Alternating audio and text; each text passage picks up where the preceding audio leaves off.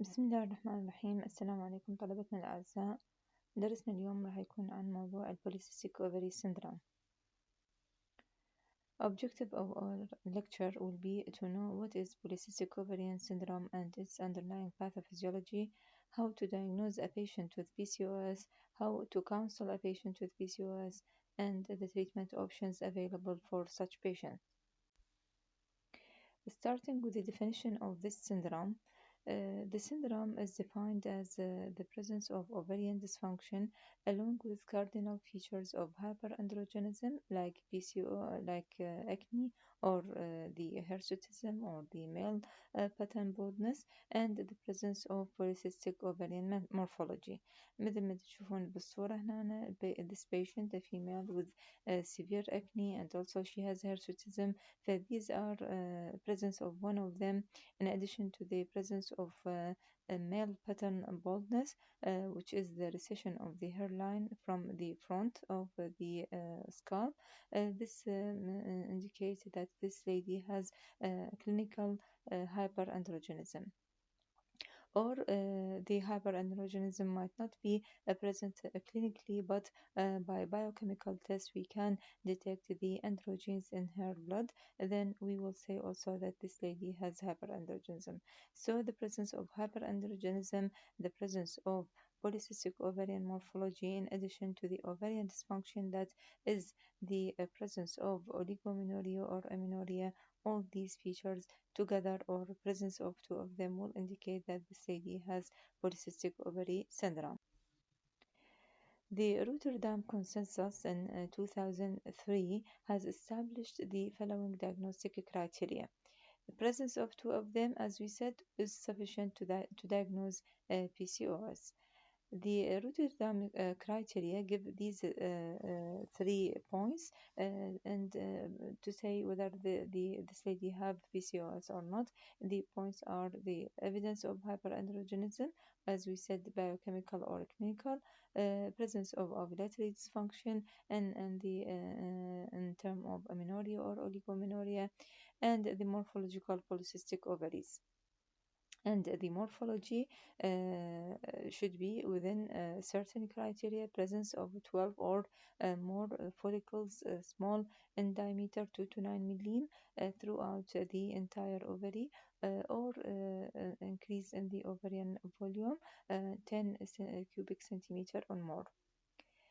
And nowadays, with the ISHRI guidelines, they state that there should be at least 20 or more than 20 follicles in the ovary in order to say that this ovary has a polycystic ovarian morphology, and or the presence of a volume of 10 ml or more of the ovary to say it is a polycystic ovary. And at the same time, there should be no corpus luteum in that ovary, and there should be no dominant follicle and no cyst in order to calculate the size purely of the ovary itself without any follicle or dominant follicle that might erroneously increase its volume. So when the volume is 10 ml or more, then we will say it is a polycystic ovary by ultrasound. So the morphology should be strict criteria. الحقيقة يعني هواي صار أكو misdiagnosis of polycystic ovary. هواي مرات يجي ultrasound report أنه this lady has a polycystic ovary. من تشوف الكرايتيريا أو تشوف الصورة اللي ماخذها السونولوجيست تلقى أنه ما موجودة الكرايتيريا اللي المفروض تقول according to it أنه this lady has a polycystic ovary. لذلك كلش مهم أنه إحنا نركز على وجود هاي الكرايتيريا حتى نقول فعلا هذا الأوفري هو polycystic or not. فقلنا لازم أكو 20 فوليكل أو أكثر اللي هنا ذول اللي هم الصغار اللي هم 2 to 9 مليم in size. وإذا هذا ما موجود فنحسب الأوفريان فوليوم، وعلى شرط أنه ماكو كوربس لوتيوم، ماكو سيس، ماكو دومينانت فوليكل حتى نحسب الأوفريان فوليوم. يعني أيضا هم من الأخطاء الشائعة أنه السونوغرافر يشوف أكو دومينانت فوليكل بالأوفري ومع ذلك يقيس الفوليوم ويقول الفوليوم مثلا فد 12 أو 13. زين أنت مو أكو دومينانت فوليكل، إذا أكو دومينانت فوليكل المفروض ما يقيس الفوليوم خلاص، لأنه أكو دومينانت فوليكل كبرت الحجم وأعطته فوليوم أكبر من حجمه الحقيقي. ولذلك دائما احنا نقول من نريد نشوف البوليسيستيك اوفريز وندور على بوليسيستيك اوفريز the best time is during the menstruation، يعني بالايرلي follicular phase من تريد تدور على بوليسيستيك اوفريز. مرات تجي المريضة يعني مثلا بالميد سايكل، تجي باللوتيال فيز، نقول لها روحي هسه وتعالي during the menses حتى نسوي لك transvaginal ultrasound اللي هو طبعا البيست for the measurement of the ovarian volume and to count the antral follicles. فأفضل وقت نقولها تعالي during menses day 2 or 3 of the cycle in order to look for the criteria of the polycystic ovary whether present or absent. هذا البوليسيستيك ovarian morphology مثل ما تشوفون هنا a lot of follicles counting more than 20 present on the periphery of the ovary. الحقيقة يسموها necklace like يعني a pearl string مثل قلادة اللؤلؤ مصفطات وحدة بصف الأخرى at the periphery of the of the ovary. مرات حتى within the whole ovary نشوف أكو follicles and in large amount or large number, then we will say that this ovary is polycystic. The polycystic ovary is diagnosed in the presence of 2 or of the 3 criteria and in the absence of other etiologies. يعني أنا من أريد أسوي diagnosis I should exclude other endocrinological problems or dysfunctions that might give similar symptoms. These endocrinologies that I should exclude are the thyroid dysfunction, the congenital adrenal hyperplasia، هاي أيضا ممكن تجي بهرسوتيزم وتجي بأمينوريا أو أوليغومينوريا. هايبربرولاكتينيميا اللي أيضا يسوي لنا أوليغومينوريا أو أمينوريا. أندروجين سكريتنج تيومر اللي يسوي هايبر أندروجينيميا ويسوي الحقيقة فيريليزم، يعني مو هايبر أندروجينيميا عادية. الفيريليزم هنا معناها أنه increase in the muscle bulk، breast atrophy، clitoromegaly. هاي طبعا كلها سببها أنه very high levels of androgen.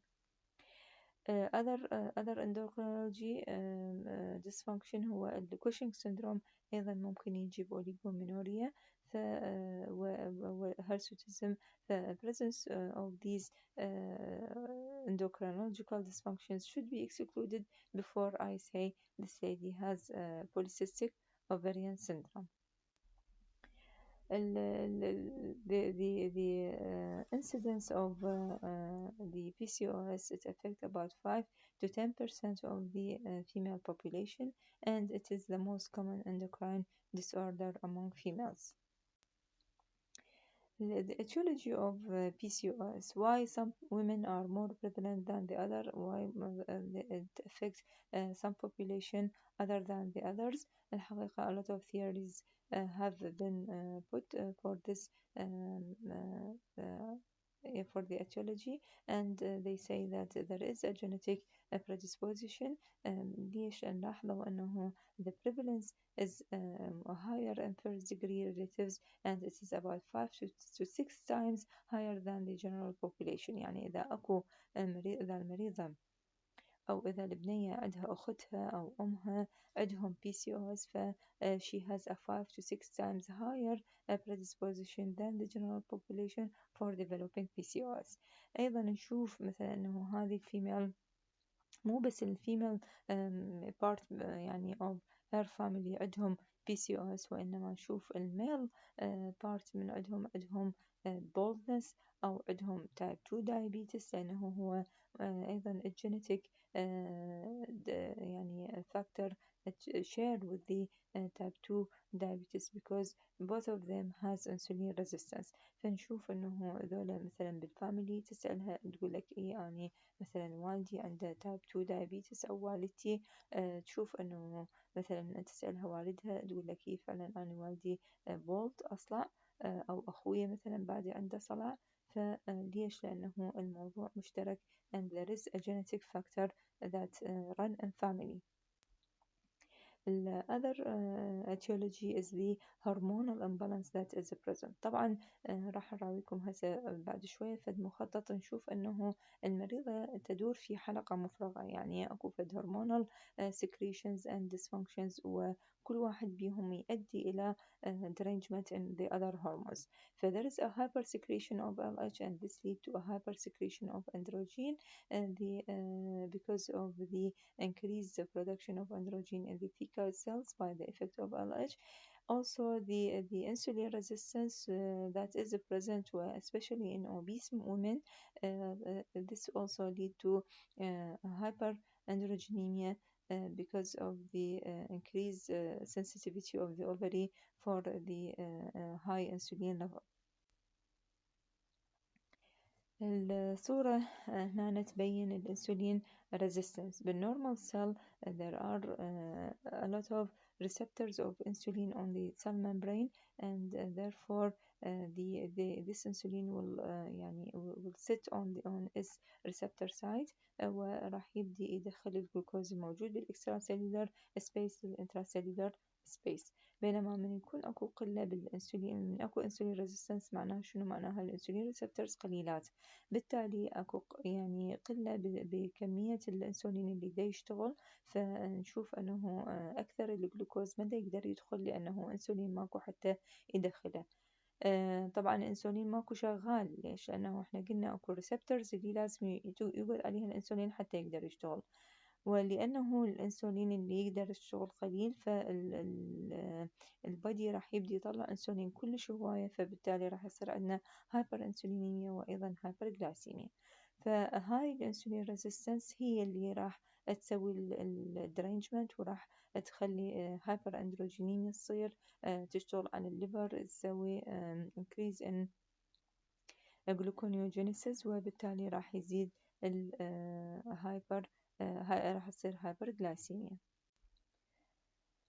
The pathophysiology of polycystic ovary also can be seen in this diagram. There is increase in the insulin secretion and the LH secretion. This will cause impaired development of the follicle ولذلك المريضة راح يكون عندها chronic anovulation تجيك فترات من الأمينوريا أو أوليغومينوريا، وأيضا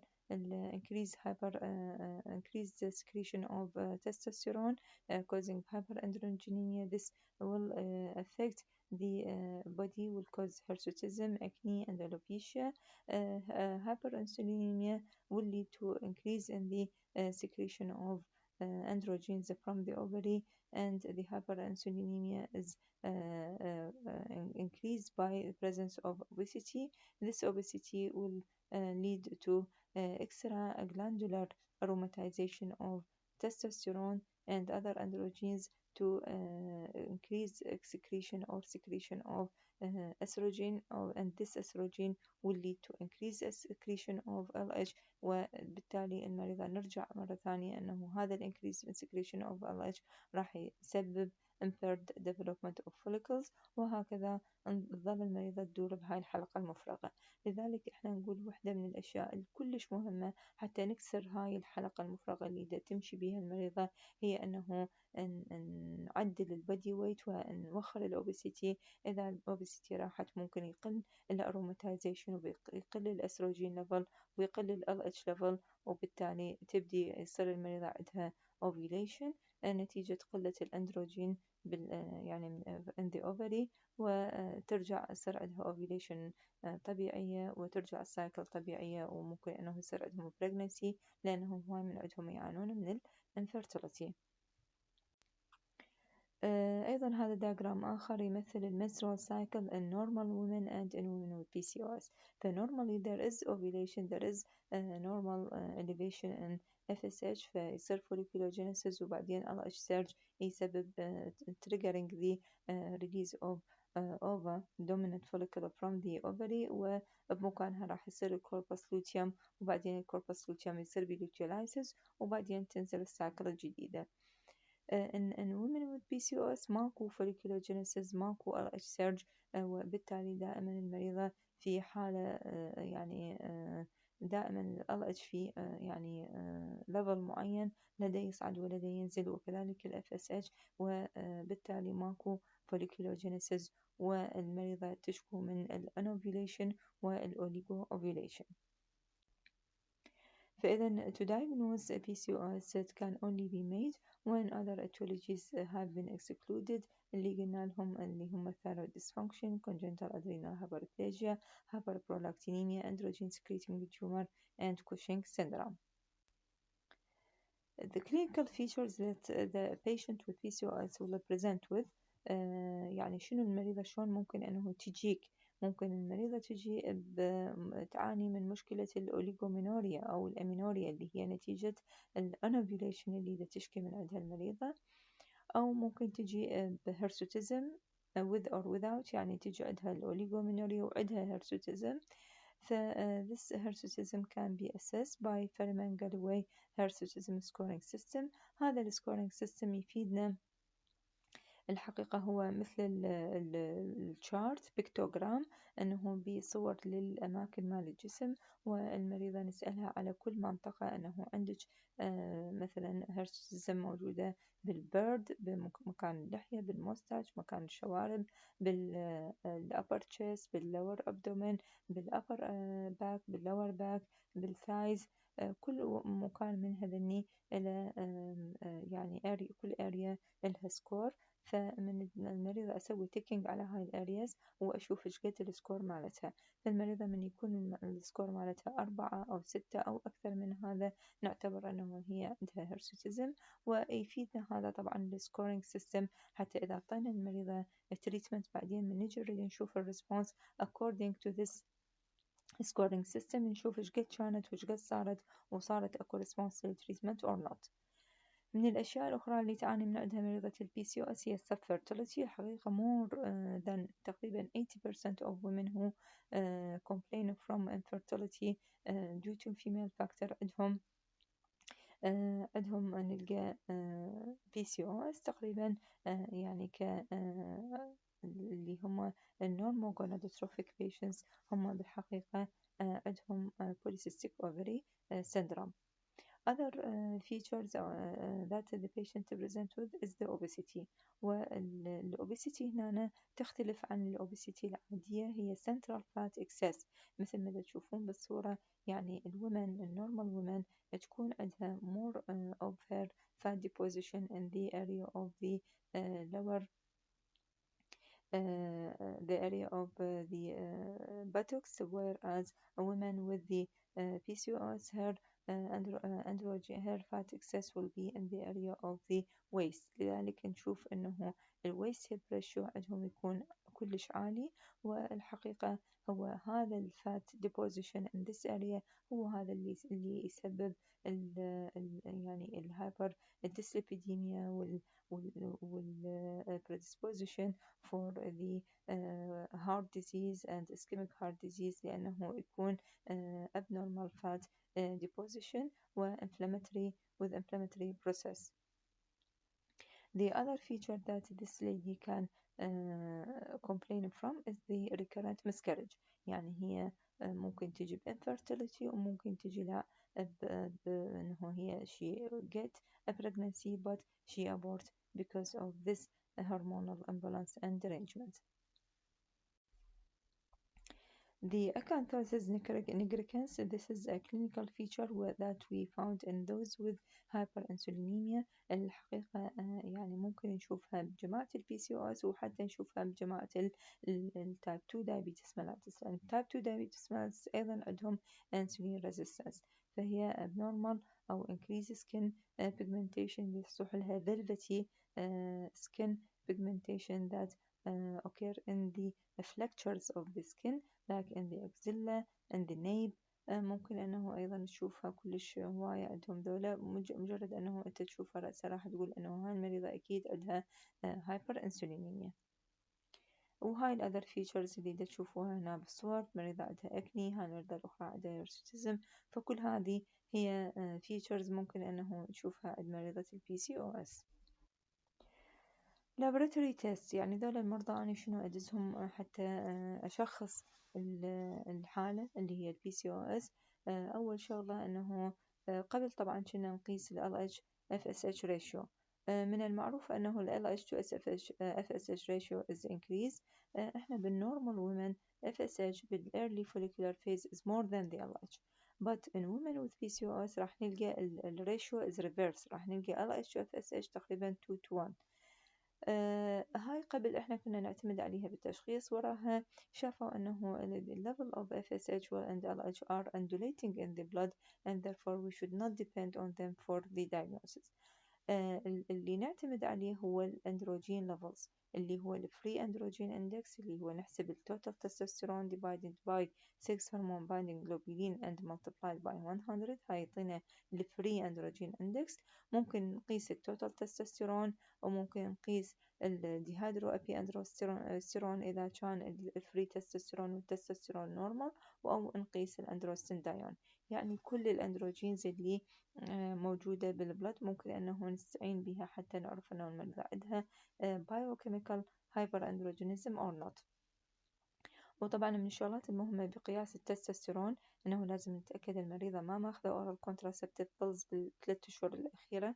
وهواي من المرات مثلا المريضة تيجي تقول لك أني بتنزل عندي دورة وأخذت مثلا دايان oral contraceptive pills ونزلتها. فإذا هيك بهاي الحالة أنت لازم ما تقيسه وتنتظر أنه تقولها روحي وتعي ورا 3 أشهر يلا نقدر نقيس لك الأندروجين level in order not to be affected by the hormones that the patient take.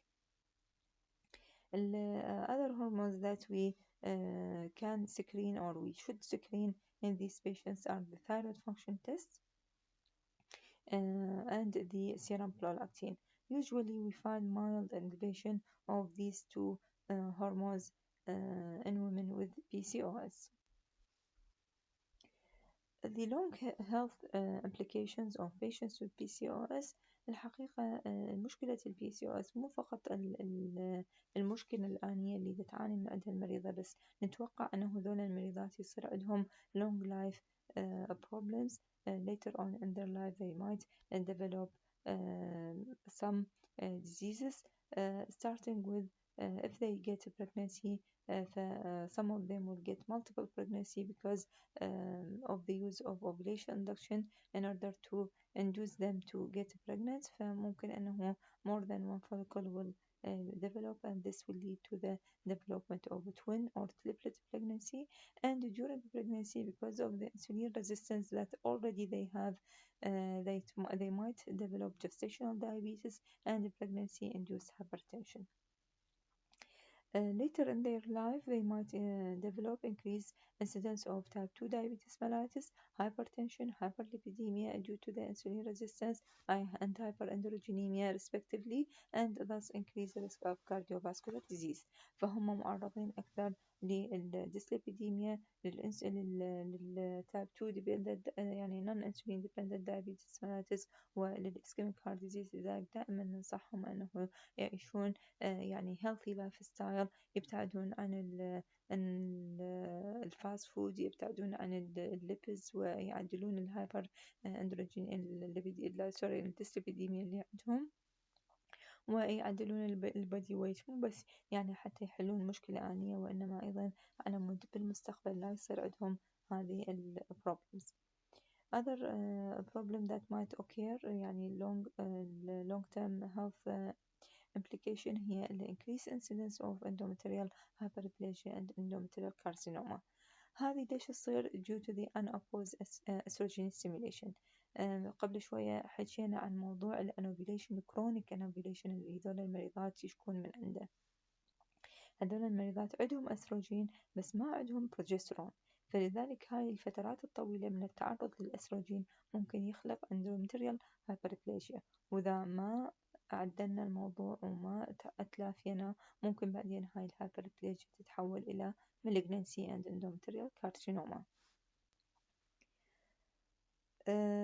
So these patients, especially obese and overweight women with PCOS, regardless of their age, should have a fasting lipid profile, should be checked in order to know whether they have dyslipidemia or not. and also they should do oral glucose tolerance test, the fasting plasma glucose or the hemoglobin A1C in order to assess their glycemic status. And if they get pregnant they should have oral glucose tolerance test. طبعا إذا كانوا مسوي قبل الحمل فالمفروض يسووه at 24 to 28 week of their gestation، وإذا أصلا ما مسوي قبل الحمل فالمفروض يسووه قبل لا يوصلون ل 20 week. ليش؟ لأنه هم عندهم high incidence قلنا of gestational diabetes mellitus because of their insulin resistance. The treatment of these women طبعا according to their problem. يعني احنا دائما نقولها للمريضة، هواي من المريضات تيجي تقول أنا أريد التكيس يروح. الأول شغلة نقولها للمريضة أنه التكيس مشكلة ال PCOS أنه هو genetic problem، هو metabolic problem، ما راح يروح من عندك، راح يبقى وياك دائما، بس المفروض أنه أنتي تتعاملين وياه بالطريقة الصحيحة. يعني أنه هي شنو المشكلة مالتها؟ هل هي الأوبيسيتي؟ هل هي الهيرسوتيزم؟ هل هي الانفيرتيليتي؟ تعالج المشكلة اللي تشكي من عندها. فأول نقطة وأول أول شيء اللي ممكن يعالج كل المشاكل هو الأوبيسيتي. أنه أنا إذا حليت مشكلة الأوبيسيتي، إذا هاي المريضة رجعت للوزن المثالي مالتها، ممكن تستعدل الأوفيليشن and her menstruation will be regular. ممكن يصير عندها حمل spontaneous حتى ما تحتاج إلى ovulation induction، وحتى تحس أنه الهرسوتيزم اللي عندها ممكن حتى يقل.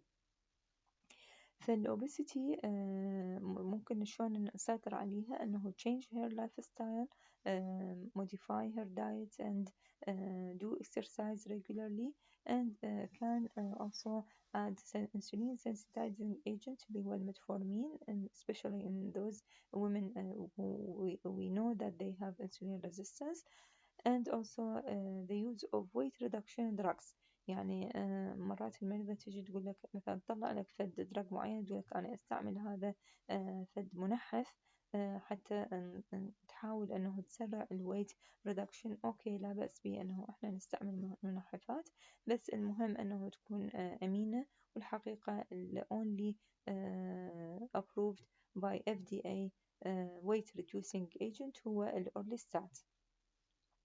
فننصح المريضة دائما أنه okay you can use weight reducing agent in addition to the exercise and the diet in order to reduce the weight, but it should be a safe medication. Regarding oligomenorrhea or amenorrhea، يعني ممكن المريضة أنه هي يعني بعدها virgin, she has no children, sorry يعني she does not need children, does not want to get pregnant، بس هي مشكلتها أنه عندها chronic anovulation، عندها oligomenorrhea or amenorrhea. These women will benefit from cyclical progesterone. يعني هنا الفكرة أنه أنت ما تريد الأندومتريوم تتعرض لنا للفترات الطويلة من الأستروجين predisposition، وبالتالي ممكن يصير عندها اندومتريال هايبربليجيا واندومتريال كانسر بالمستقبل. فأمانا للمريضة أنه حتى تخلص من هاي المشكلة وتشوف أنه دا ينزل عندها bleeding cyclical، ممكن تعطيها cyclical progesterone ويقول لها تقدرين تستعمليه تقريبا كل 3 أشهر تنزلين الدورة، هم حتى تنزل دورة وهم حتى نخلص من موضوع الاندومتريال هايبربليجيا. إذا المريضة أصلا ما تريد تحمل، يعني هي متزوجة وعندها أطفال وتريد تاخذ contraceptive، فالoral contraceptive pills will be a better option for her. Regarding infertility، قلنا أنه إحنا هواي من population من المريضات اللي يجون عندهم infertility نلقى عندهم PCOS، ومريضات ال PCOS هواي من عندهم يصير عندهم infertility. فالinfertility إحنا نحلها in a stepwise manner. نبدي أول شي بموضوع weight loss، قلنا it will improve the ovulation dramatically وحتى enhance the response to ovulation induction drugs إذا كانت هي يعني نزلت الوزن مالتها.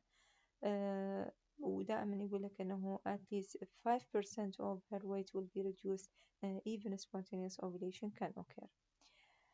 Regarding the ovulation induction، قبل كنا نستعمل الفلوميفين ستريت كالفيرست لاين، هسه بالجديد صار الليترozole هو superior to clomiphene أنه احنا نستعمله for ovulation induction.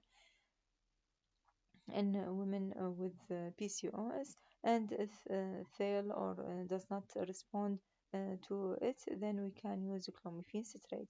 Clomiphene citrate is anti-estrogen used for ovulation induction by blocking estrogen receptors with a resultant increase in endogenous FSH.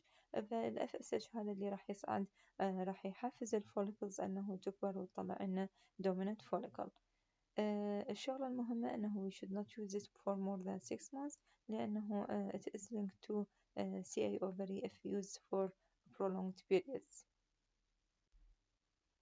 هذا المخطط يوضح عمل الكلوميفين ستريت، انه احنا اللي نعرفه انه الهايبوثالاموس تطلع الجي ان ار اتش، والجي ان ار اتش يحفز البيتيوتري حتى تطلع الاف اس اتش والال اتش، وذولا يحفزون الاوفري حتى يطلع الاستروجين والبروجسترون.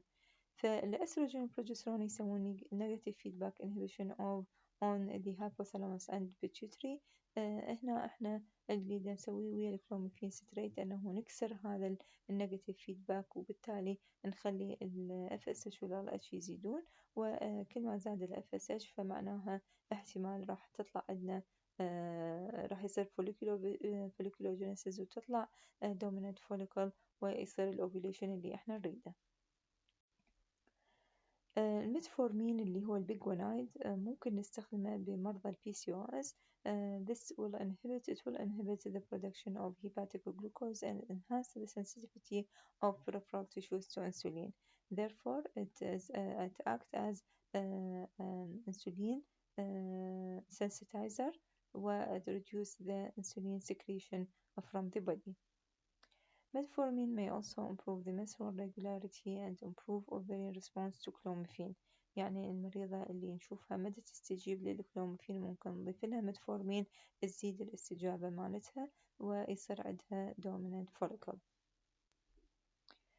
Gonadotrophin therapy, these are used as a second line. يعني إذا الأورال ovulation induction drugs اللي هم قلنا الليترزول والكلوميفين ما استجابت لهم المريضة، نعبر على الخط الثاني اللي هم الجونادوتروفين ثيرابي. يعني أنا أعطي المريضة FSH حتى أسوي لها dominant follicle، بس هنا لازم نكون كلش حذرين ونعطي فالجرعة كلش قليلة لأنه البوليسيستيك أوفري يكون very sensitive to exogenous hormones، وممكن يصير عندها المريضة ovarian hyperstimulation syndrome واللي هي risky state can even lead to death of the patient if it is not managed in the correct way.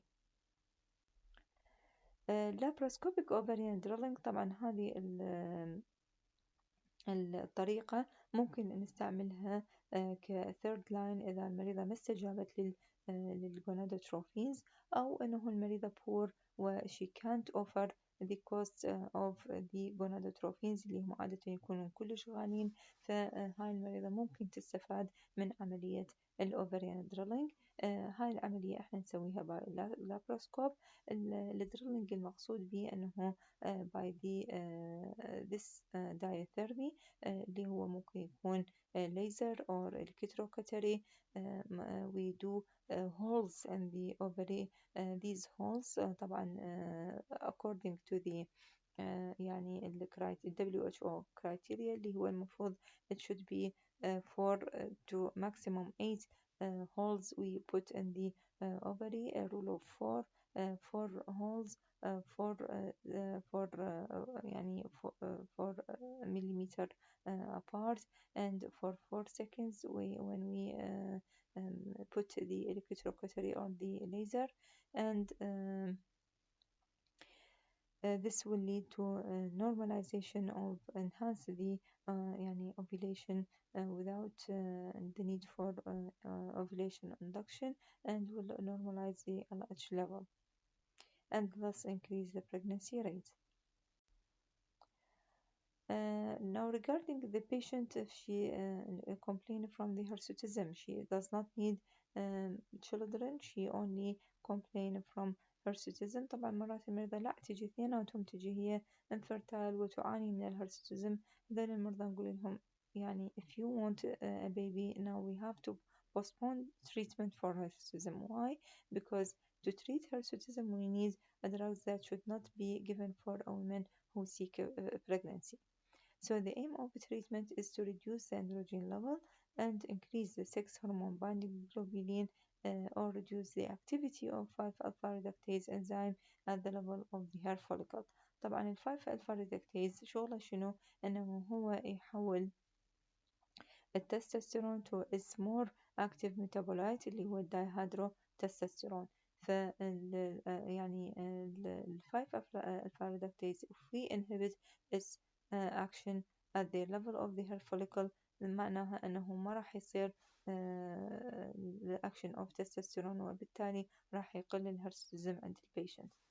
فالدراجز اللي تشتغل على any of these mechanisms ممكن تكون الأورال contraceptive pill، سبروتيرون أسيتيت، الفلورنيثين كريم اللي هو لوكال، سبارانولاكسون اللي هو أصلا يعني دايوريتك بس بي أنتي أندروجينيك بروبرتيز، الفيناسرايد اللي هو يشتغل على الفايف ألفا ريدكتيز إنزيم إنهبيتر، أو أنه المريضة إذا مستعجلة ممكن نخليها تسوي physical methods of hair removal يعني by laser، ممكن by bleaching، ممكن by waxing، يعني هاي كأشياء مساعدة لما يبدي شغل الدرج، أو أنه هي يعني تعيف الدرج وتلجأ لهذه الطرق.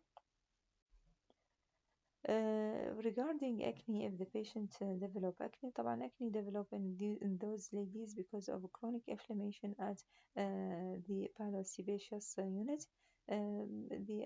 The pathophysiology is the accumulation of the sebum within these glands, and the canal will be obstructed by the thick and the large amount of sebum, and this will lead to a proliferation of bacteria within this sebaceous unit, and therefore will develop pus, and pustules will occur. So to treat these ladies, they will be need a keratolytic agent, and in addition to the antimicrobial and anti-androgenic drugs.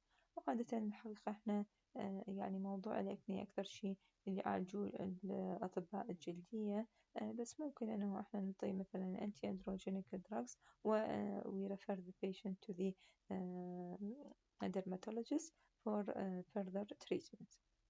فإذا يعني لهنا خلصت المحاضرة، ومن عندها نفتهم أنه علاج ال PCOS هو مو علاج جذري، يعني أنت ما راح تقضي على ال PCOS وإنما تعالج الأعراض مالته، تشوف المريضة من شنو تعاني و you treat her accordingly.